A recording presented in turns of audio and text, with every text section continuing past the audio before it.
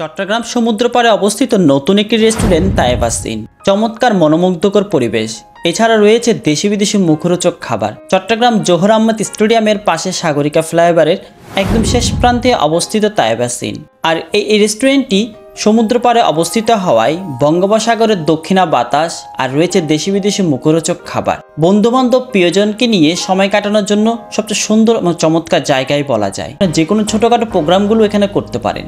দুপুর পেরিয়ে শেষ বিকেলে এই রেস্টুরেন্টটি জমজমাট হয়ে ওঠে। অনেকে আসে পরিবার পরিজন, বেশিরভাগ ক্ষেত্রেই পরিবার পরিজন নিয়ে আসতে দেখা যায়। এখানের পরিবেশটা এতটা সুন্দর যে আপনি চাইলে আপনার পরিবার পরিজন ফ্যামিলি নিয়ে সুন্দর একটি সময় উপভোগ করতে পারবেন। আর এছাড়াও রয়েছে বাচ্চাদের জন্য কিড জোন।